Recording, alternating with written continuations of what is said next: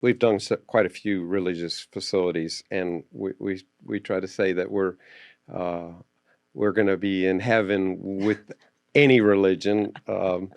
You're right. The synagogue that we did up there was special. Um, it was compelling.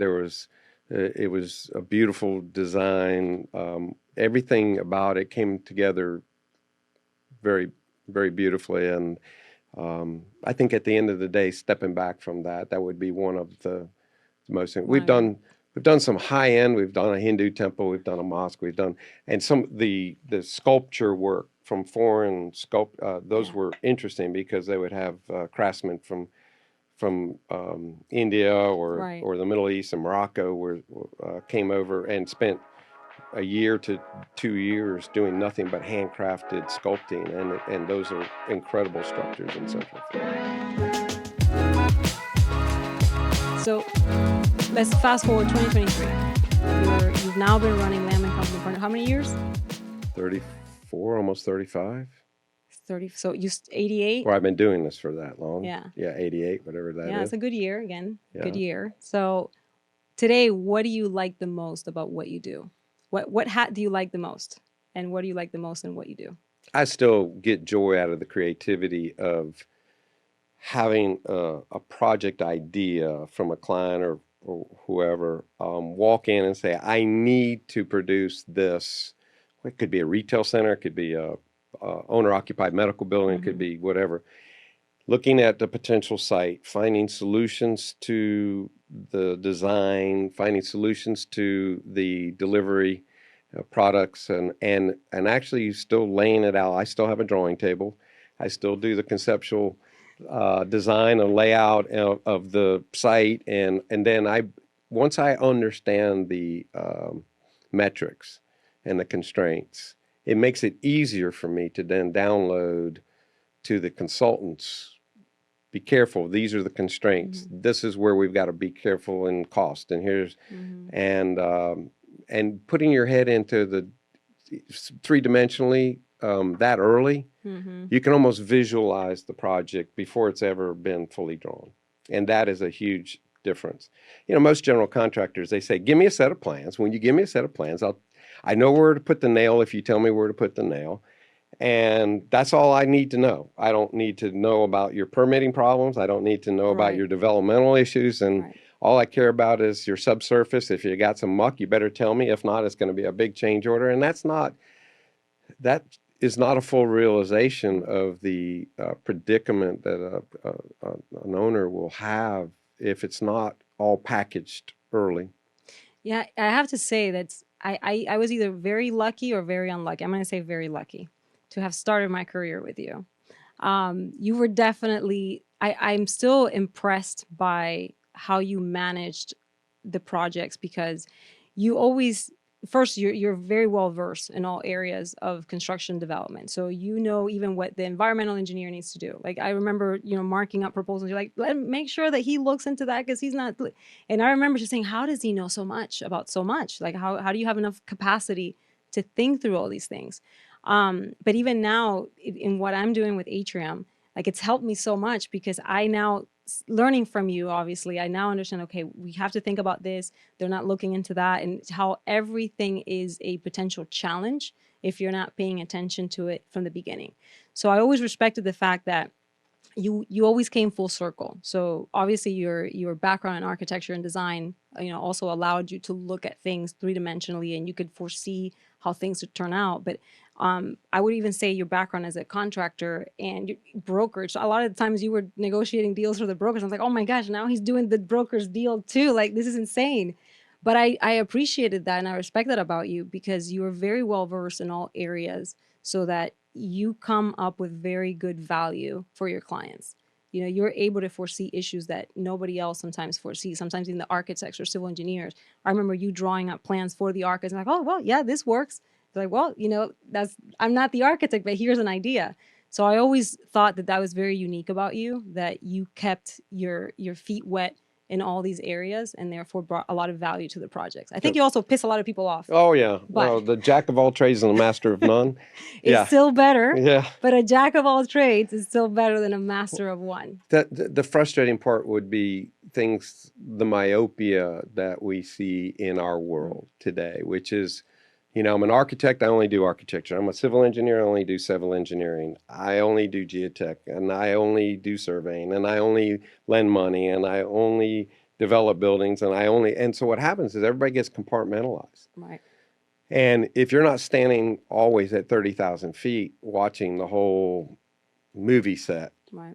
you really can get in trouble. And not just us as a general contractor, but I have seen some horror stories of owners who have bought property and they didn't do their research, and the consultants didn't say, hey, wait, you might want to go to the municipality and make sure you can do what you want to do. Or, hey, by the way, did you know that that site is still there because it's full of muck or wetlands, or, when you see somebody make that kind of financial commitment and get into trouble, you just every night you think, okay, what are we missing? What things can we make sure don't happen?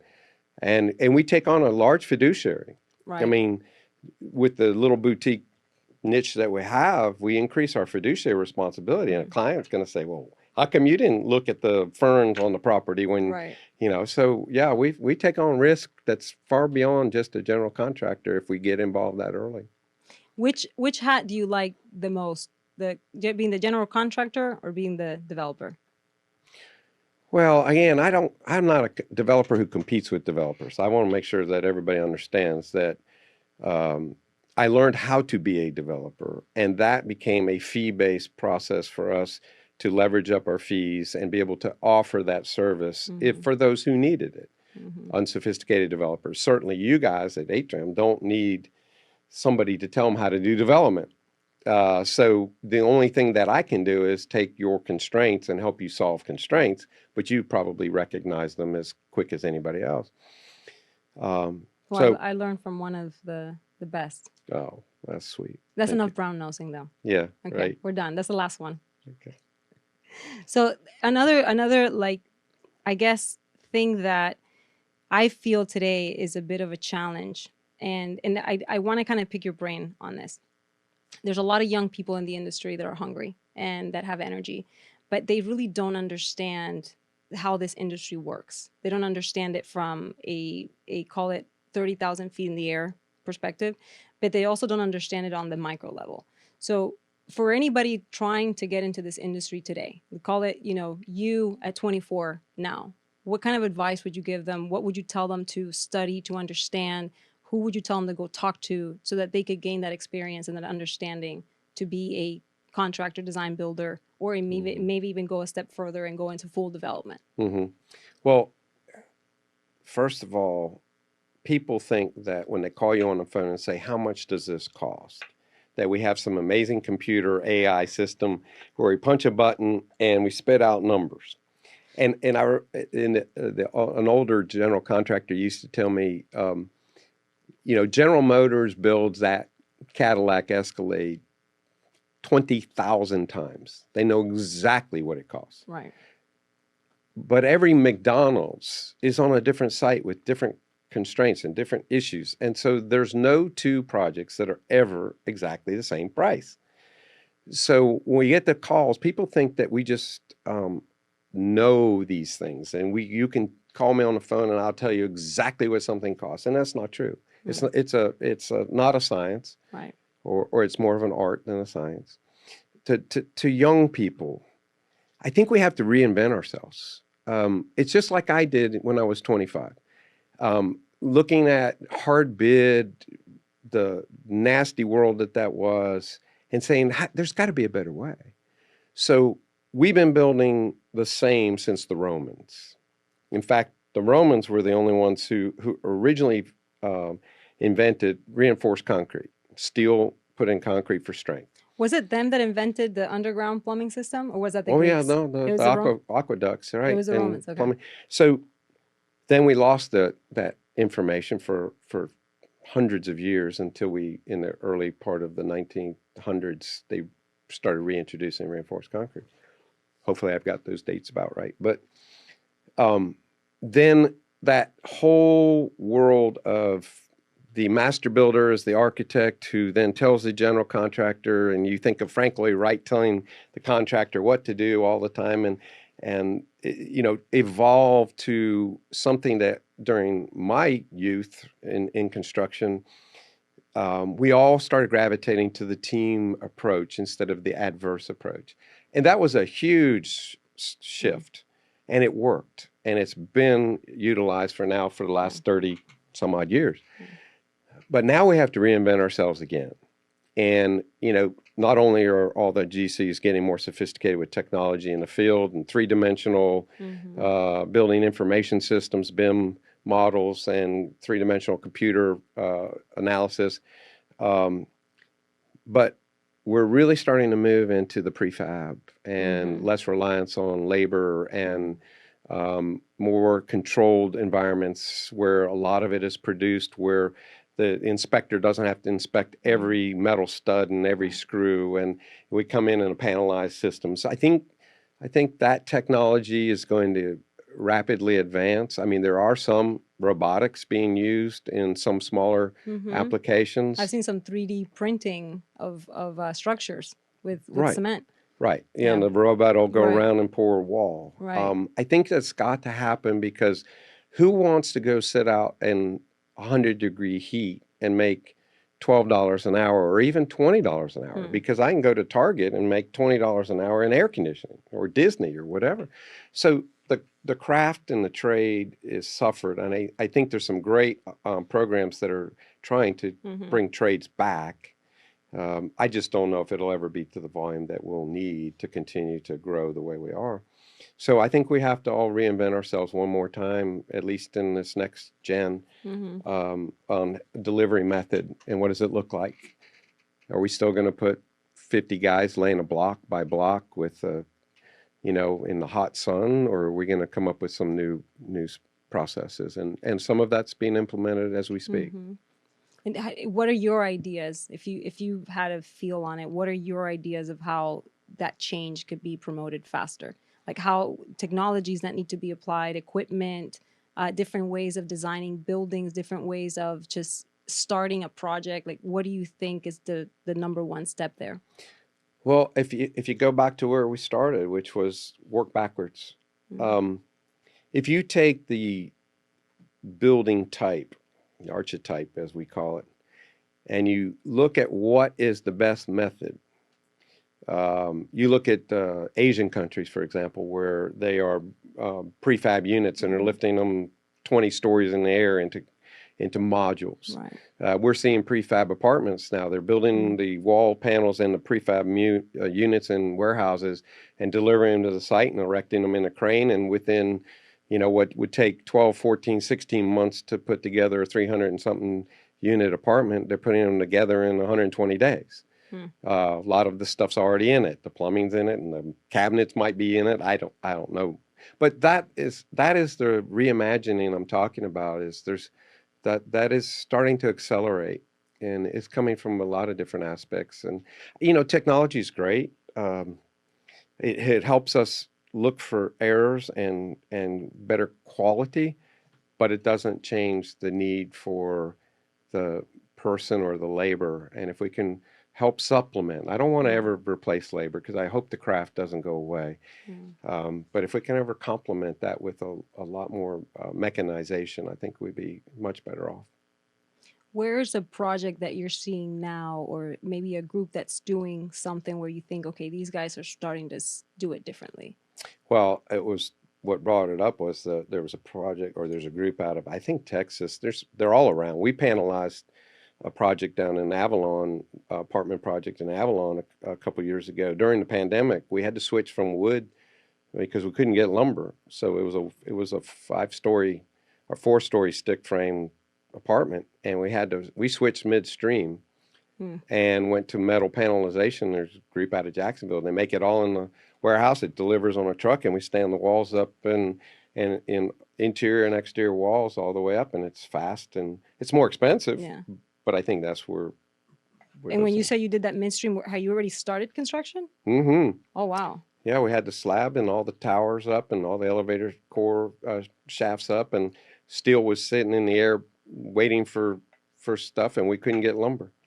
Oh, So wow. so we shut the job down. We talked to the owner, and the owner said, "Look, if we have to wait, we wait." And we said, "Well, that's not going to be good because by the time we wait, every trade behind that's going Right. to want more money." So the risk was even greater to wait than it was to Right. find a solution. So we found a solution. At the end of the day, it wasn't easy, but we redesigned the whole project ourselves in with the with the metal stud design team and And prefab. replaced it with panelized walls. And Wow. the quality was significantly better.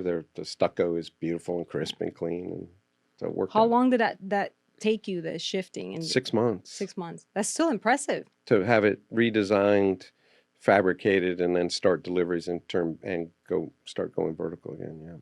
Wow. That's impressive. Yeah. That's a project in Avalon? Hmm. Okay, I'll have to go look at that one. Yeah. I'll have to go get a tour. Oh well.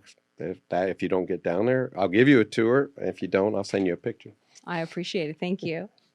So, out of the projects that you guys are working on now in your pipeline, anything exciting, anything that's just you're giddy about to see come alive and come to fruition? Well, we have about a $32 million project in Lake Mary right now that is we took all the way through land acquisition, land use. It's right next door to the Orlando House new hospital, and it's Nice. got a retail component with a frontage and then two medical buildings in the rear. Okay. And the retail's leased. We're done. We're about to break ground on the first medical building within the next month, and then there'll be a second medical building. So that one was creative all the way through. We even have buildings turned on an angle just to give an approach to it. It's going to be it's a nice complex, and it's very much a complement to Orlando House Hospital campus. Believe it or not, one of the things that I find joy in we've been asked, and hopefully it'll pan out, is the Massey Foundation, which is their philanthropic arm, has bought a building, an old, beautiful HACP designed, almost flank road right um, medical building that was purchased by the Masseys. And they want to put the foundation in there. And taking this beautiful building, old building, and reimagining it. So I have been in with the owners, and we've been creatively thinking how to do things. We're popping roofs up and we're doing things. And it's not a huge project, but at the end of the day, it's going to be a place for the Massey Foundation to entertain and allow other philanthropies to use the conference rooms and the boardrooms and be integrated in their giving. And it's important because I'm friends with the family, and we Mm. lost Mr. Massey, who is a good friend of mine, I remember meeting and him. Yeah. and uh, and so there's a lot of goodwill there. So Great human being. yeah, Yeah. Sorry, that is a big loss for the yeah, Orlando community. So, did you have a little bit of design play with this building? yes, A lot, or was it heavily Lamb influenced or somewhat? yeah. Well, I mean, the bones are there; are going to stay. But there were some really creative things about pulling some roofs. They had low roofs, Yeah. and we're pulling some clear story and high skylighted roofs with to raise the ceilings and to bring it up and have it modern, but yet still got a beautiful old cedar ceilings and door trims and stuff you don't see anymore. And we want to keep that character. When is that one scheduled to be delivered? We're in design now. When do you thinking it's going to be if you Oh, had I would to say that project it? design's another, call it another 60 days, and then permitting. And so hopefully in the next 4 months we'll go in Be there shovels and in the ground. start working on it. And All right. Well, I can't wait to see that one come yeah. alive. I also so I know you've had kind of like your thumbprint on several projects. I remember in Maitland Concourse South, the building, the Jewish Center in Maitland Concourse South. I remember doing a tour of that with you. I remember you explaining that you had somewhat of a design influence in that building. I thought that was a really nice building. Hmm. Would you say, of anything that's built, what would you say is your favorite that you're the most proud of Huh. here in Central Florida, obviously? Well, you know, uh, we've done quite a few religious facilities, and we try to say that uh, we're going to be in heaven with any religion. You're right. The synagogue that we did up there was special. Um, it was compelling. It was a beautiful design. Everything about it came together very, very beautifully. And I think at the end of the day, stepping back from that, that would be one of the most. One of your We've done some high end. We've done a Hindu temple. We've done a mosque. We've done and some the sculpture work from foreign sculpt. Those Yeah. were interesting because they would have craftsmen from India Right. or the Middle East and Morocco were came over and spent a year to 2 years doing nothing but handcrafted sculpting, and those are incredible structures in Central Florida. What the building? I remember. There's a. I can't remember exactly where it was, but I want to say somewhere near Sanford, Yeah, that was the mosque. the mosque. So when did that one actually wrap up? Because I remember when I was working with you, that was still they were still bringing in this like beautiful stone from Right. outside, overseas, and I think I went into once and it was gold. I mean, I just thought it was a breathtaking building, but it was going to take forever to wrap up. Did it? What year did it actually wrap up? I don't remember the year itself, but it was supposed to last about a year and a half, and it turned into 4 years. So we just worked with the owner. We kept our superintendent out there. They had Moroccan craftsmen. We had stone from Syria, cladding. The whole structure is clad in Syria stone. What was The, the total cost on that project? well, It must have been it was probably close. I think at the end of the day, probably close to 20 million. wow. And it was a gift from a family, and it is. It's an incredible structure. It's How big is it again? How many square feet? like 40 some odd thousand, 40 or 50,000 square feet. And the height was Well, it has an obelisk that's yeah. 150 feet tall Wow. and a That's dome. The Syrian stone clad dome is, I can't remember the radius or the diameter radius on it, but it was huge.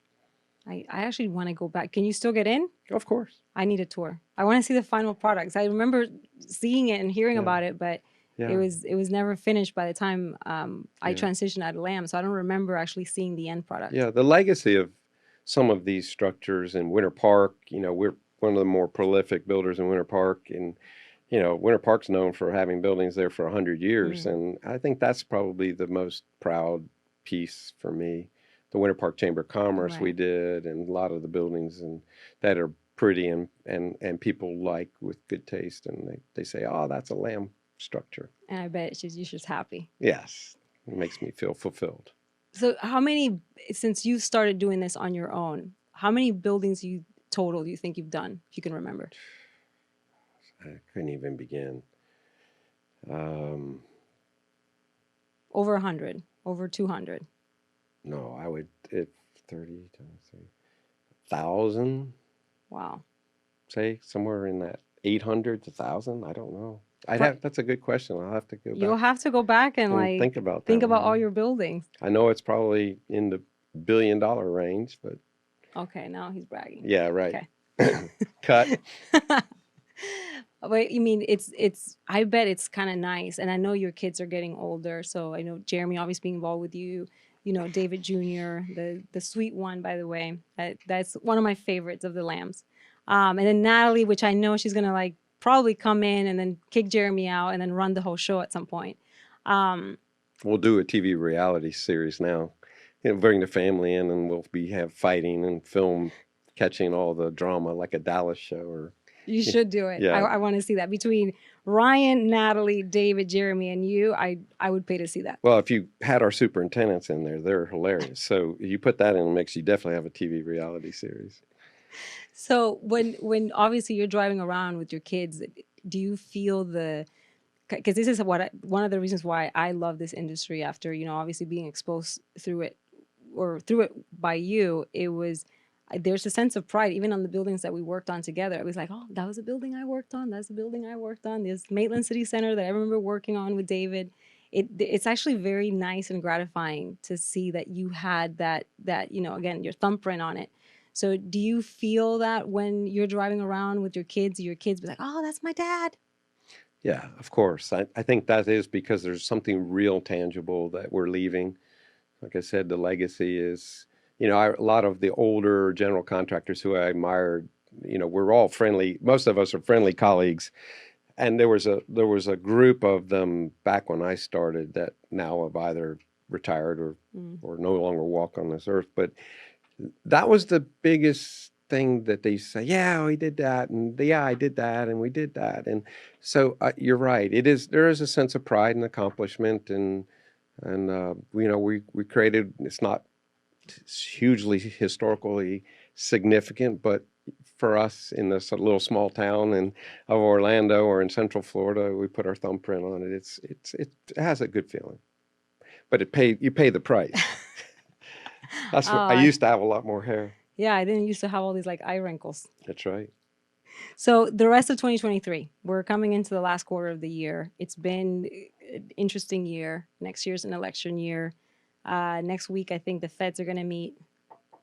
Hopefully, we don't get another huge increase. But what does the rest of the year look for you guys, business wise? What do you fear could happen? What does your crystal ball tell you about what the state of the market could be next year?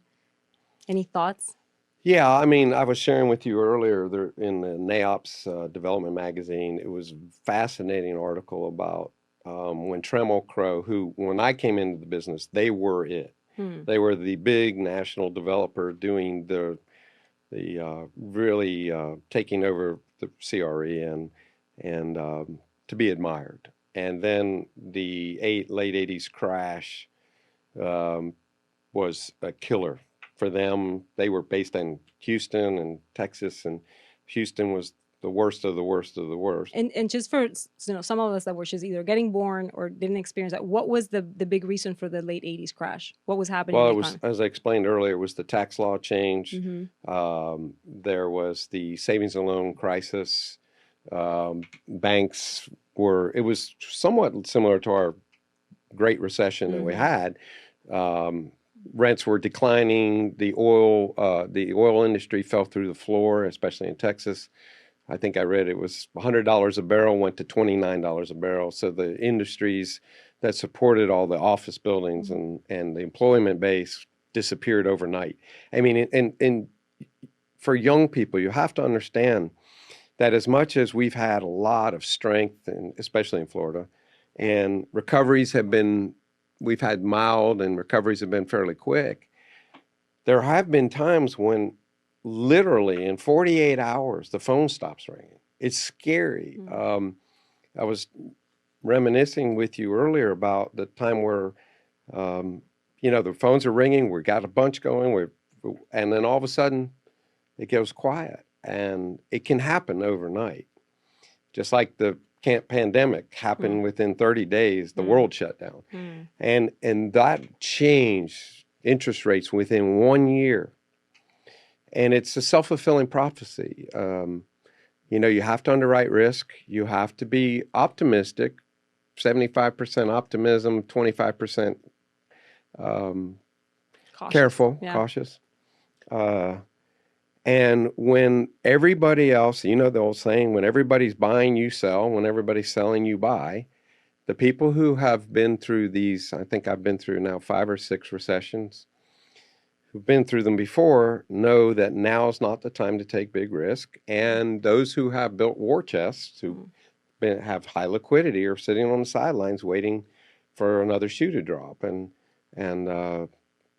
I don't know. Florida, we've always been, but with the tourist industry, we've always been a little cushioned, and now we have in-migration that has cushioned us again. So I'm optimist.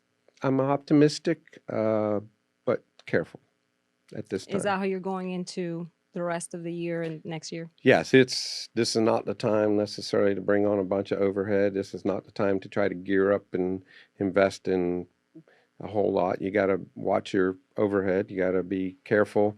and then find opportunities. And for Mm. every area of concern, there's always opportunity. And What do you think are going to be the biggest opportunities in the market cycle that we're dealing with now? well, if you and I were going to go do a charrette and we'd sit in a room with our coffee, we try to reinvent the suburban office building. Interesting. Yes, and you sit there and you think, okay, what could they be repurposed for? You know, the perp. Most people say they're going to become ghost towns. You're just going to bulldoze them and start over. That's a huge reversion. I mean, the market calamity between lenders and owners is significant. It could be. That's something to fear. Um, But I think if you can find a solution for it, it can't be apartments because they're too deep. They're not Mm. built the same way. Mm. Maybe there is a way, but that's the kind of thing that creative people have to solve. Is that's a problem. How do you solve it? Mm. Is there a repurposing? Do they make good assisted living facilities? Do they, Yeah. right? Right. So I think that's where we are. I think so far most of the markets have held up better than office is the struggling one, of Right. course. I also think the pandemic had a lot to do with that.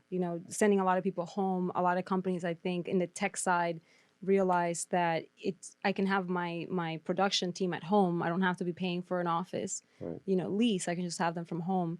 And even now, because as you know, Fabio, my husband is still in the tech world, and he's been working remote for maybe about 2 years.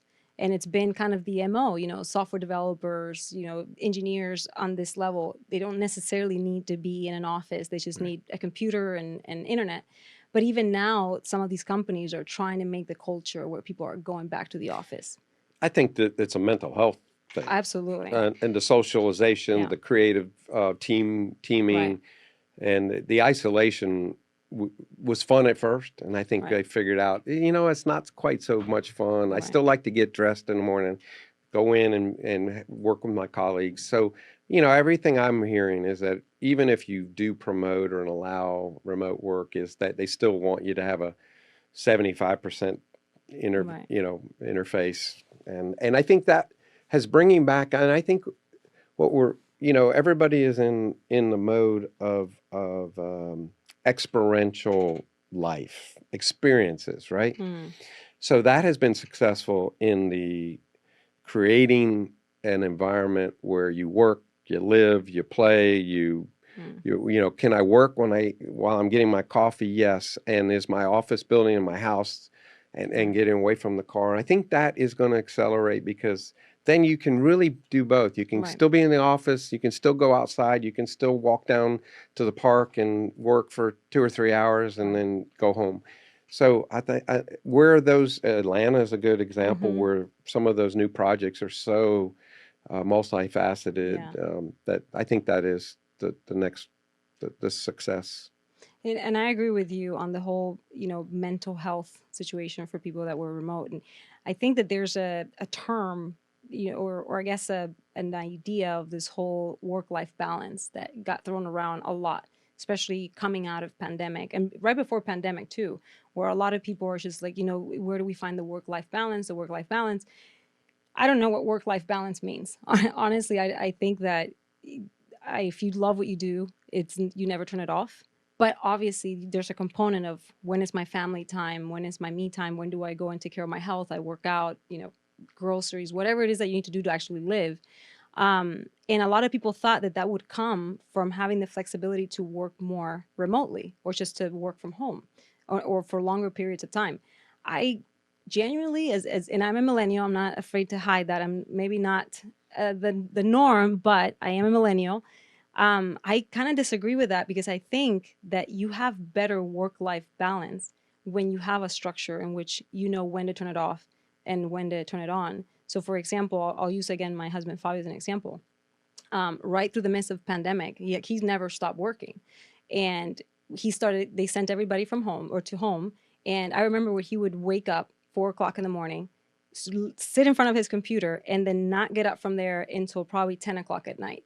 And he's like, well, it's just easy because I'm here. I was like, yeah, but you also need to get up and walk and go outside and vitamin D, and you need Right. these things. Right. And that's just started. I feel that that's where it was started snowballing into this whole mental issue, where mental sanity issue, where people were like, I feel that I'm not well at the house. I have anxiety. I feel overworked, and they were working remotely. So part of the whole thing coming back to an office structure, I feel, adds to a balanced life. But then, like you were saying, now with people in offices and developers trying to bring in the how do we bring in the new generation? How do we meet through their needs through their experiential life? Is Mhm. that I still today I know that if I need to focus, I can go sit on a coffee shop for a couple hours, and I just want to be alone, and then I can come back and I can have my professional space and still feel like there's a balance. So I think more young professionals are probably going to get behind that mentality. I just don't know how soon it's going to impact the office market. Yeah. That's a very interesting point because I don't know what to do creatively to bring office back. Well, on that same topic, you're seeing the Class A mixed use, multifunction downtown core offices seems to be corporate America is still embracing. Mm-hmm. It's that suburban mid-rise that is, 100 feet deep with nothing but cubicles, Mm-hmm. with no light except for on the perimeter. That is potentially it'll be the death of that species. But I mean, who am I to say? I mean, somehow we have always figured out a way to survive each one of these cycles, each one of these Yeah. changes, but humans are social, Mm. so they will revert back to the social piece. And I struggle because for me a little bit of rigid routine is helpful because then I know that I get up in the morning, I know that I go work hard for quite a few hours, but then Maybe I three or know, two, maybe 3 or 2 hours of working hard, yeah, right. and then he I checks work out. hard and then I play hard, as you well know. But then I know that then I'm done and I Right. shut it off. Right. And so when you can say, like you said, if I work for 2 hours and then I go play for 2 hours and then I work for 2 hours and then you never shut down Right.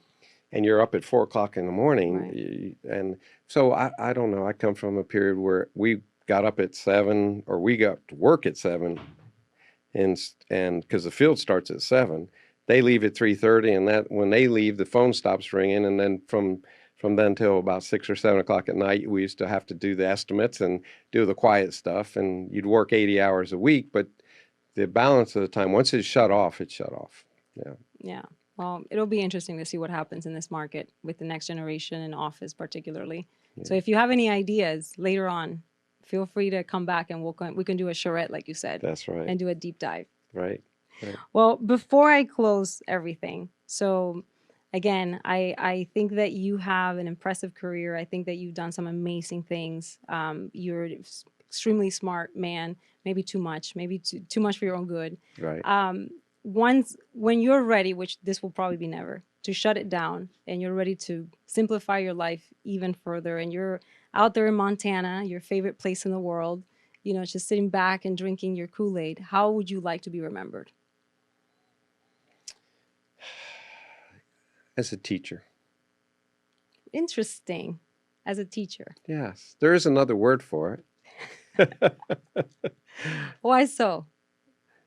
I get the joy out of, people taught me. I didn't have a father who was in the business. I had to go to mentors who are still mentors. Some of them that are still alive. Um, and they shared back then a lot. And I hope that the my colleagues that are my age and share with you people, millennials like yourself or all the next gen, uh, we've got to stop this where we don't accept a walk-in our lobby. They're sending a resume through the computer and then getting thrown in the trash with no callback. It's not. It's not right. We have a gift that we've learned. It's taken a lot of grit, a lot of hard knocks to get 35 years into where we are, and we've learned so much. And not sharing that is a disservice. And young people are crave it. They Right. crave it. And I think you told me once that when we stayed focused on teaching and learning why do you do this, David? Why are we doing that? Why is this a decision-making tree that makes sense? Is that you felt the most excited for you, and Well, that and for everybody that was at the team at the time, you could see everybody's eyes light up every time you explain things, and right, the why became evident. right. No more barking the orders. It's like, now explain to me why, and so yeah, you're right. I think that's the self satisfaction that you get is teacher. I hope that people viewed me, even though sometimes maybe I was tough, but I was always fair. I want to be known as fair and honest and loving, caring, and giving. And that's probably what I hope comes out of it.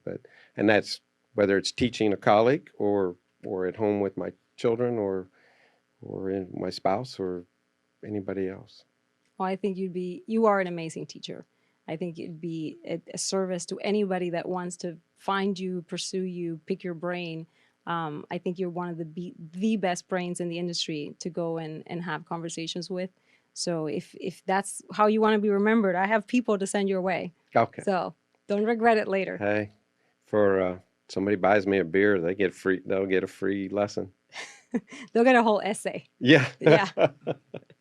Well, but thank you, David. Thank you for making the Thank time you to for sit having with me. me. I really appreciated the conversation. Again, I have nothing but respect and admiration for you. And I thank you, for it live here for everybody to know. Thank Right. you for getting me started in this industry, which I love. I don't know if I'd do anything different. Yeah. Well, I'm proud of you. You've done some great things, and you're going to continue to do great. And I'm always your biggest cheerleader, and I'm happy to be here with you today. Thank you. High five, Vincent. We're Invested Podcast is produced by Atrium Management Company. Thanks for tuning in. And don't forget to like, follow, and subscribe.